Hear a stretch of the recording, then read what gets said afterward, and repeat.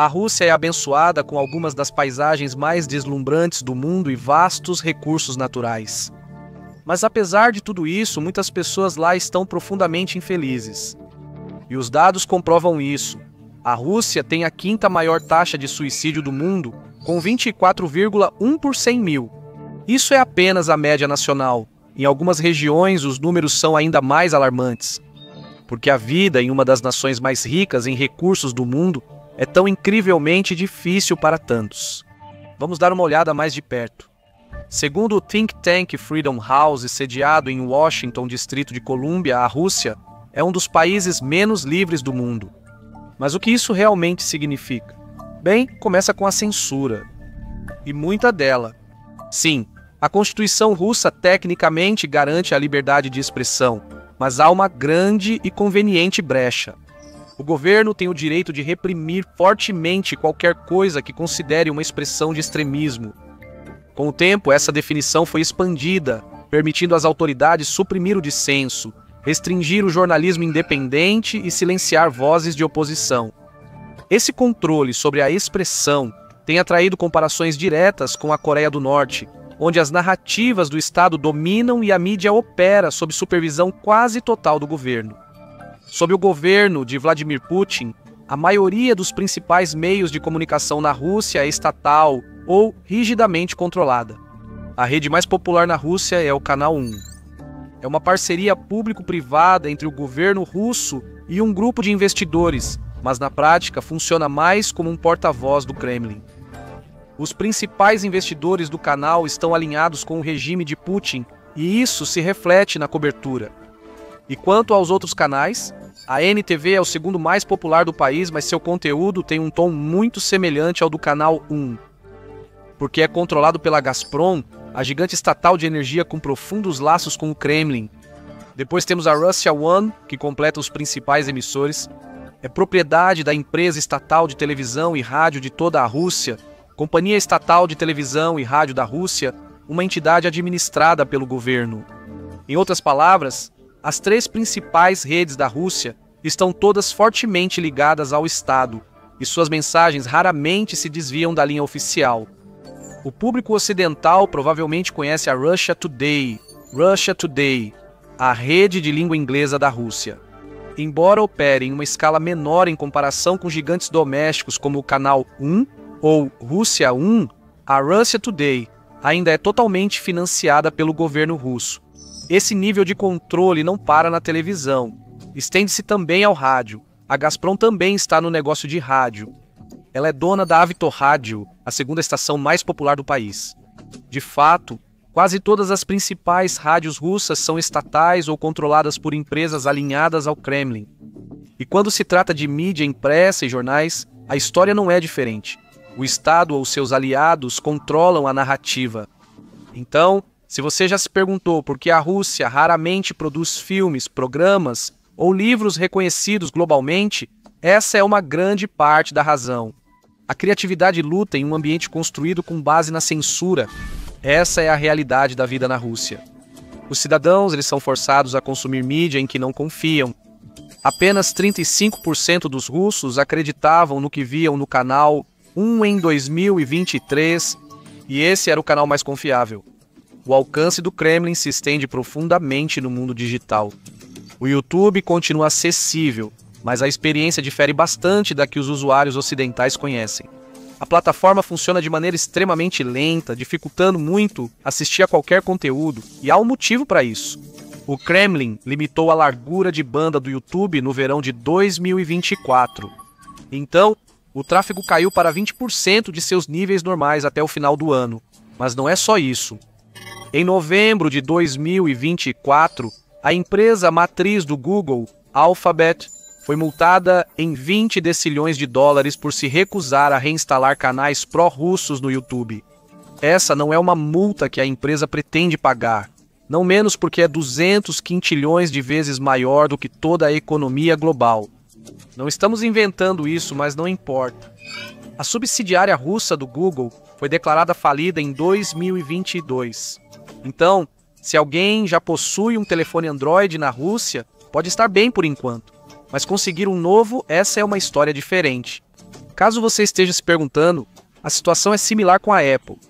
Na navegação na internet, a maioria das pesquisas agora é direcionada pelo Yandex da Rússia, uma plataforma com uma notável inclinação pró-Kremlin. Redes sociais como Facebook e Instagram enfrentam problemas semelhantes sem parar.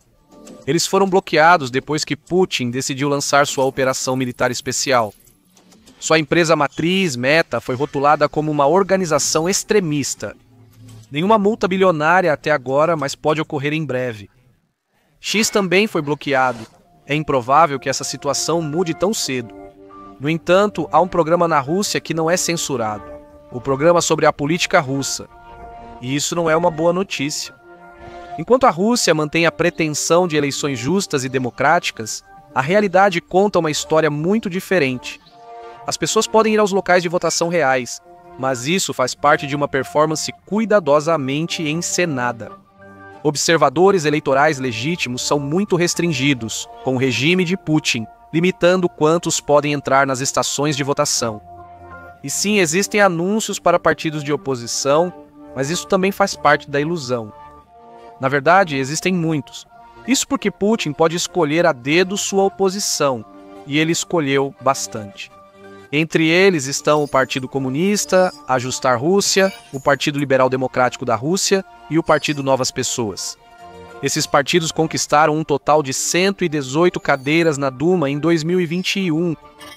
O regime de Putin relaxou as regras de registro de partidos em 2012 para incentivar o surgimento de centenas de outros partidos. Isso parece liberdade. Som sendo a palavra-chave. Com tantas festas concorrentes, a oposição autêntica segue fragmentada e a maior parte dos partidos continua pequena. Porém, alguns desses partidos minoritários se destacaram. Em 2021, os partidos Novas Pessoas, Pela Verdade e Alternativa Verde obtiveram apoio para se qualificar às eleições para a Duma. Mas como você pode esperar, sempre há uma pegadinha. Todos esses chamados partidos de oposição têm algo em comum. Seus líderes e presidentes têm laços com o Partido Rússia Unida de Putin. Partidos de oposição e candidatos que realmente existem fora do show Putin Stages são convenientemente desqualificados. O mais famoso no mundo, mais amplo, foi Alexei Navalny, mas ele não era único. Figuras fora do show oficial da política russa podem esperar serem assediadas ou declaradas como extremistas. A demonização é a parte mais óbvia. Sempre que há uma prisão ou acusação de uma verdadeira figura de oposição, os russos ouvirão sobre isso na forma de mídia que preferem consumir. Mas esse tipo de censura não é exclusivo da Rússia. A China compartilha muitas das mesmas táticas, mas com uma grande diferença. A China nem se dá ao trabalho de passar pela encenação política que a Rússia faz. Não existem eleições falsas e sua censura na internet através do uso de seu grande firewall é ainda mais descarada. E ainda assim, sua taxa de suicídio entre os cidadãos é de 9,17 por 100 mil. Por quê? Uma explicação é que o governo chinês fez um acordo com seu povo em troca disso. Ainda governa de forma autoritária, mas garante o crescimento econômico em troca. E conseguiu. Cerca de 800 milhões de pessoas saíram da pobreza desde que o país se abriu para o mundo em 1978. O salário médio na China é de cerca de $4.000 por mês. Até agora, o Partido Comunista cumpriu a promessa que fez. A Rússia nunca fez tal promessa. A vida sempre foi difícil para o trabalhador russo médio. Mas recentemente as condições pioraram muito. Aqueles que buscam entender as razões por trás dessa crescente dificuldade enfrentam riscos reais. A verdade não é facilmente encontrada na mídia mainstream, e sob a atual lei russa, a disseminação do que o governo define como informações falsas conscientemente sobre a chamada Operação Militar Especial pode resultar em até 15 anos de prisão. Consequentemente, muito da realidade continua oculta. A invasão da Ucrânia por Putin fez da Rússia o país mais sancionado do mundo, superando até mesmo a Coreia do Norte e o Irã. Isso pode parecer surpreendente, especialmente considerando a riqueza e segurança contínuas desfrutadas por Vladimir Putin e seu círculo íntimo. Mas esse contraste acentuado reflete a natureza do sistema político e econômico russo. Mesmo antes da guerra na Ucrânia, a Rússia tinha destaque na economia global. Apesar de ser a 11ª maior economia do mundo, essa riqueza não é desfrutada por todos. O Banco Mundial lista o produto interno bruto nominal per capita da Rússia em 2023 em pouco menos de 13.900 dólares. Isso é muito abaixo dos Estados Unidos, com quase 83 mil dólares, mas também inferior a países como Andorra, China ou até Costa Rica. Então, por que os russos não estão ganhando mais dinheiro? O setor energético é de longe o mais crucial da economia russa. Ele representa 20% do produto interno bruto anual do país. Mas para as pessoas que trabalham nele, o salário não é o que elas poderiam esperar para um trabalho tão importante. Em 2024, os trabalhadores russos do setor de petróleo e gás ganhavam em média cerca de 1.400 dólares mensais. Isso é 2/3 maior do que a média nacional. Mas seus equivalentes americanos no mesmo setor ganham quase 5 vezes e meia mais em média, quase 7.700 dólares. Após mais de 3 anos de guerra, até os empregos no setor energético russo estão perdendo competitividade. O exército russo está tão carente de mão de obra que está oferecendo bônus de assinatura de cerca de 2.400 e salários mensais de cerca de 2.600 dólares. Ainda assim, isso é menor que o salário médio americano de pouco menos de 4.800 dólares americanos. Esse desequilíbrio econômico também se reflete no perfil industrial mais amplo da Rússia. Os produtos energéticos lideram as exportações do país, superando as agricultura. Além do setor energético, as maiores corporações da Rússia são o banco de peças sobressalentes e gigantes de recursos como o MMC, Norilsk Nickel, um grande fornecedor de níquel e paládio. No entanto, apesar de seu vasto tamanho e riqueza natural, a Rússia não se destacou como líder em indústrias globais avançadas. Marcas russas reconhecidas globalmente são poucas, se é que existem, e essa tendência mostra poucos sinais de mudança. Para aqueles que buscam carreiras em empresas prestigiosas ou inovadoras, as oportunidades mais atraentes continuam a ser encontradas fora das fronteiras da Rússia. Em anos anteriores, esse caminho permaneceu aberto para muitos russos, um símbolo do fim da Guerra Fria e a promessa de uma nova era de oportunidades globais. Pelo menos essa era a ideia. Era para marcar um ponto de virada. Os Estados Unidos têm algumas das empresas mais ricas e reconhecíveis do mundo. Basta olhar para o que ele exporta.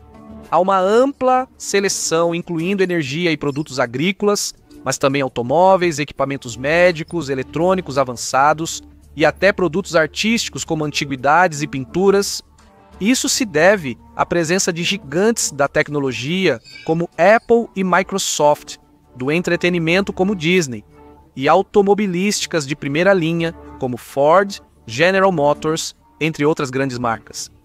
Muitos deles vieram para a Rússia após 1991 para fazer negócios. A transição foi difícil para a Rússia, mas pelo menos sempre havia esperança do outro lado por causa da presença dessas empresas. Mas agora, mais de 1.000 empresas internacionais reduziram ou encerraram suas operações na Rússia. A situação estava piorando constantemente enquanto Putin se gabava da anexação da Crimeia, mas a operação militar especial encerrou os negócios com o Ocidente. Ainda há empresas estrangeiras operando na Rússia e elas estão sediadas no país que você esperaria. A economia é bem mais diversificada que a da Rússia. A China lidera a manufatura global, mas atualmente há mais vagas de emprego em outros setores. A China possui líderes de telecomunicações como a Huawei e uma crescente indústria de carros elétricos, com empresas como a BYD. Há até mesmo o TikTok, de propriedade da ByteDance da China. Há evidências de que essas empresas estão contratando na Rússia, mas isso é uma faca de dois gumes. Como há muito talento disponível com a saída das empresas ocidentais, eles estão lucrando, o que provavelmente significa salários mais baixos do que antes. Como esperado, as pessoas votaram com os pés e deixaram o país. A operação militar especial provocou uma fuga de cérebros, com centenas de milhares dos compatriotas mais instruídos fugindo para o exterior para evitar o recrutamento militar. Esse êxodo de talentos levou Putin a chamá-los de traidores. Infelizmente para ele, Esses traidores incluem desproporcionalmente profissionais das indústrias de tecnologia, negócios e entretenimento. Não é nada novo, no entanto. A guerra apenas acelerou tendências que já estavam acontecendo assim que a Guerra Fria terminou. Agora você pode perceber o quanto a economia russa é contraditória. Seu perfil demográfico, com uma população envelhecida e em declínio, se assemelha aos países mais desenvolvidos do mundo, mas sua economia se parece mais com a de um país em desenvolvimento, e seu produto interno bruto per capita diz muito sobre isso. Mas é ainda pior dependendo da localização dos russos. Aqueles que trabalham em Moscou ou São Petersburgo são considerados sortudos. O mais perto que chegam da Ucrânia é pelos relatos tendenciosos que ouvem diariamente nas notícias. Mas a Rússia é mais do que apenas Moscou e São Petersburgo, é extraordinariamente diversa. Infelizmente, essa diversidade é o produto de uma história bastante sombria. A Rússia se livrou do domínio mongol e se expandiu rapidamente entre os séculos XVI e XIX. Mas seu alcance nessas regiões distantes e pouco povoadas trouxe um problema. Esses locais eram distantes do coração da Rússia, e Moscou duvidava de sua lealdade. Então encontrou uma solução. Pegue um mapa das principais redes rodoviárias da Rússia e algo se destacará. Enquanto o coração da Europa está bem conectado, a Sibéria permanece em grande parte isolada. Com poucas exceções, está mais intimamente ligada a Moscou através da rodovia Transiberiana do que a maioria das regiões a leste dos Montes Urais. É muito difícil ser uma minoria na Rússia. Apesar da mídia apresentada diariamente ser majoritariamente a mesma nacionalmente para muitas minorias, principalmente em regiões remotas, a mobilidade básica é um grande desafio. A infraestrutura rodoviária é muitas vezes limitada ou não pavimentada, especialmente na Sibéria. Para ser justo, isso se deve em parte ao clima severo e implacável. Algumas cidades são inacessíveis por estrada devido ao gelo e neve durante a maior parte do ano. Porém, não é só o clima que dificulta a vida. O extremo oriente russo pode ser remoto, mas possui recursos fantásticos. Há hidrocarbonetos, minério de ferro, ouro, prata e 544 milhões de acres de terras agrícolas. Mas a área fornece apenas cerca de 5% do produto interno bruto nacional, então conseguir um bom emprego nessas indústrias é difícil. A maioria das pessoas deixa a região buscando melhores empregos em Moscou ou São Petersburgo. Não é surpresa que o extremo oriente russo tenha perdido 1/3 de sua população desde o fim da Guerra Fria. Mas isso nem sempre traz a promessa de uma vida melhor. Em Moscou ou São Petersburgo, as vagas de emprego contêm palavras como apenas para eslavos ou procurando candidatos de aparência eslava. O mesmo ocorre no mercado imobiliário, dificultando não apenas encontrar emprego, mas também moradia. Claro, a lei russa proíbe a discriminação étnica na contratação, mas também garante a liberdade de expressão, e isso não significa nada. Até mesmo entidades governamentais violam a lei. Documentos da cidade de Dzerzhinsk, um lugar importante na indústria química da Rússia, descobriram que o governo local pediu explicitamente que os potenciais contratados fossem de aparência eslava. A guerra na Ucrânia parece ter agravado este problema. O Centro Sova, um grupo que monitora o extremismo na Rússia, relatou um aumento acentuado na violência baseada em etnia a partir da primavera de 2023. O aumento reverteu uma tendência de declínio de 20 anos. Vítimas de aparência não eslava foram as mais frequentemente visadas em centenas de ataques por gangues de jovens. E a violência escalou até 2024, com os perpetradores usando armas como facas e soqueiras. O número de vítimas ainda é muito menor do que em meados dos anos 2000, mas olhe para o gráfico e você não conseguirá evitar de ver a tendência. Muitas das minorias da Rússia há muito tempo veem o serviço militar como um dos poucos caminhos disponíveis para avançar. E isso era verdade mesmo antes da guerra na Ucrânia. Enquanto os russos étnicos compõem cerca de 80% da população, a composição demográfica do exército conta uma história diferente.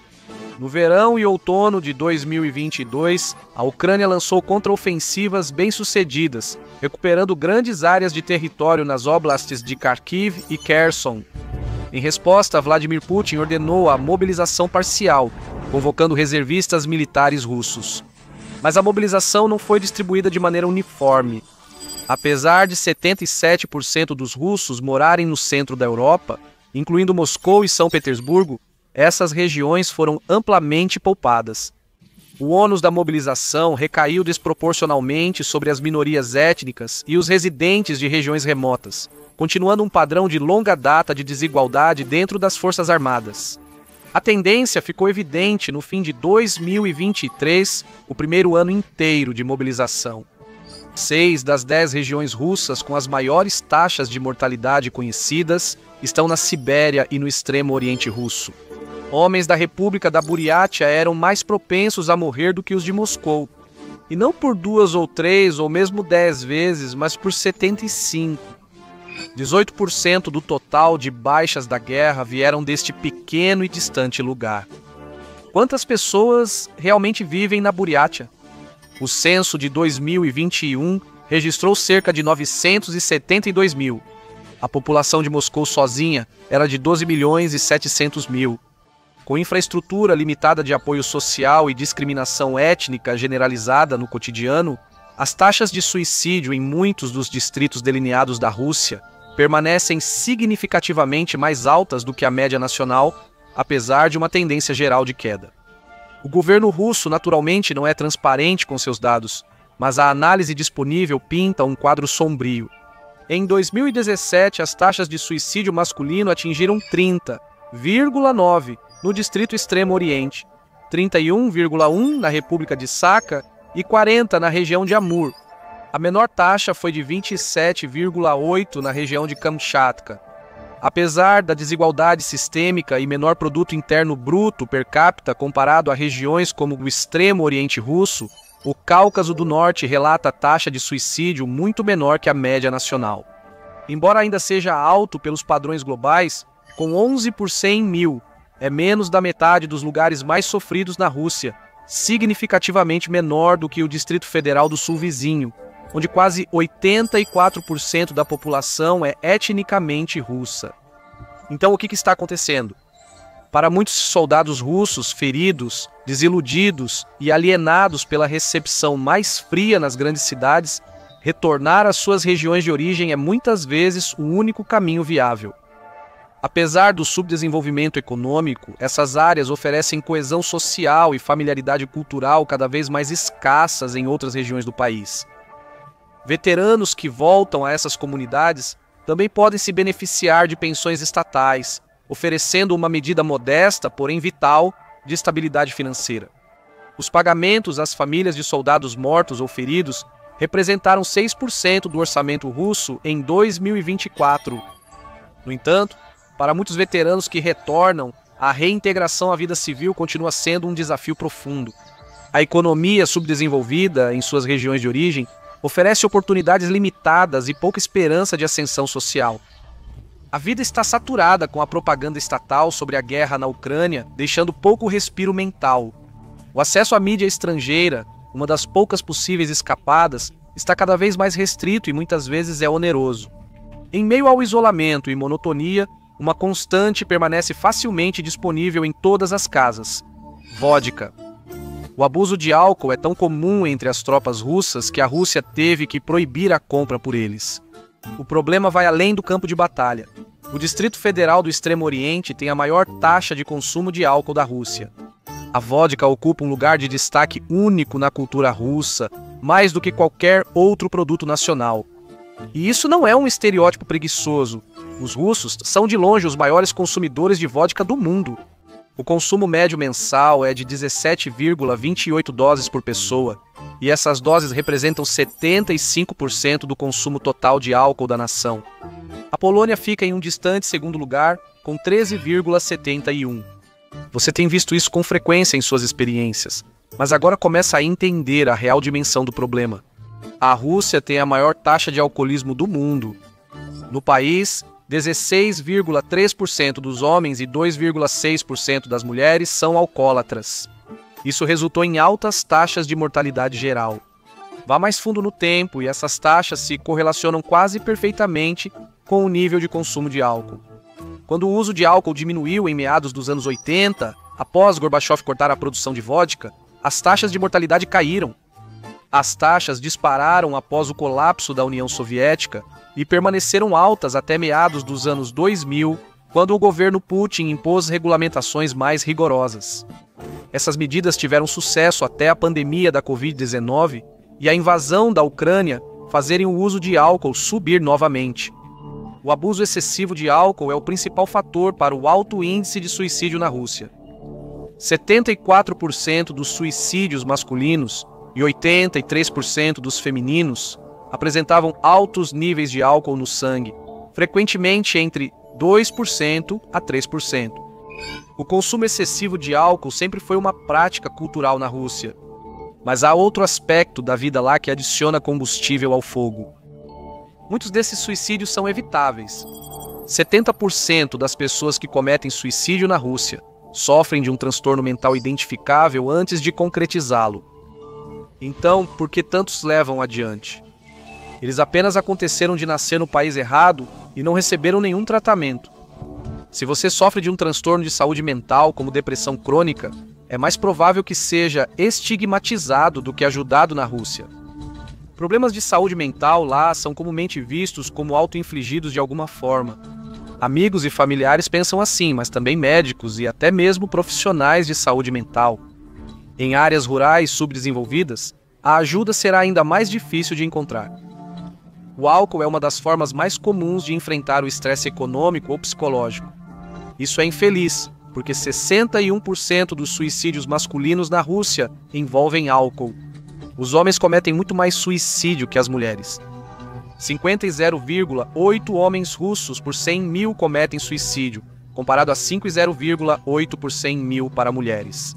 Os homens devem cumprir seu dever para a Rússia e sua família. Isso pode incluir não apenas o serviço militar, mas também trabalhos perigosos, e eles devem prosseguir com isso. Tamir Hagorov, um pesquisador líder no Instituto de Sociologia da Academia de Ciências da Rússia, diz que a falta de perspectivas econômicas e o vazio espiritual são as principais causas. Se a taxa de suicídio for um indicativo, a Rússia progrediu desde os anos 90. Mas as decisões de Putin ameaçam reverter tudo isso. Os dados, nos próximos anos, nos dirão a verdadeira história que os russos não obtêm de sua própria mídia. Obrigado por me acompanhar hoje. Espero que tenha gostado do vídeo. Se quiser ver mais conteúdo similar, inscreva-se e ative as notificações. Faz a diferença. Obrigado, até a próxima no Matchpack.